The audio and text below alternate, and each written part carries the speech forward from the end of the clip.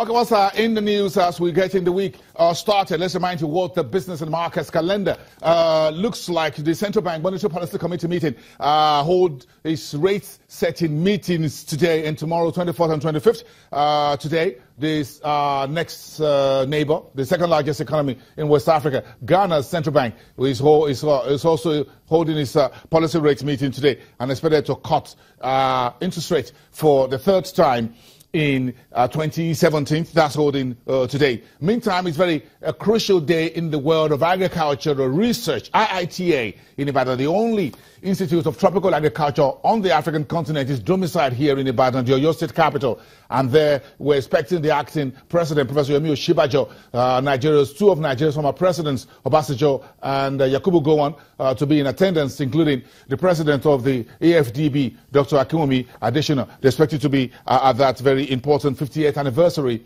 of IITA in Nigeria. Meantime, the earnings stream will start from today. We're expecting the banks to lead the Tier 1 banks to keep the bullish run on the market up and running and holding it there till we're finished off with the month of July. Meantime, there's no word yet from the federal government when the first tranche of the budget 2017 capital expenditure money will be released. Meantime, we're expecting a June FARC allocation inflow into the system, about 462.3 billion naira to the three tiers of government.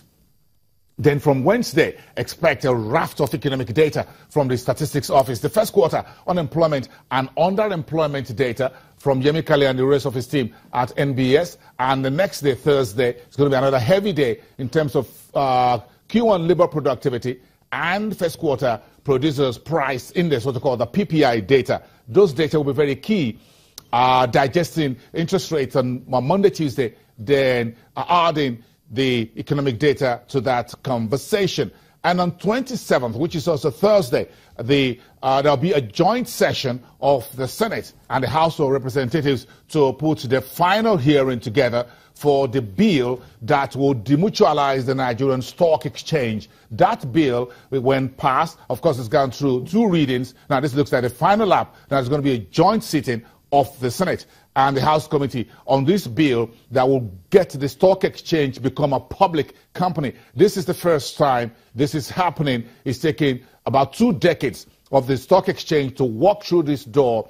Now they're about to get that running. The stock exchange is going public, which means that the stock exchange will be limited not by guarantee, but by shares, and you can be part of the shareholders of the Nigerian Stock Exchange, and the shares of the stock exchange would also be listed on the same exchange. A very interesting blue ocean for everyone here since 56 years of this stock exchange. The only one we got here trading just stocks, because of the home of stocks in the market. Let's get about the marketplace. Today is the first trading day. Rotimi Fakayejo from Enterprise Stockbrokers is on the phone to take us through what to expect in this trading week when Godwin Emefiele and the rest of his team are flagging off the week with interest rate status quo. Good morning, Rotimi. Thanks for coming through.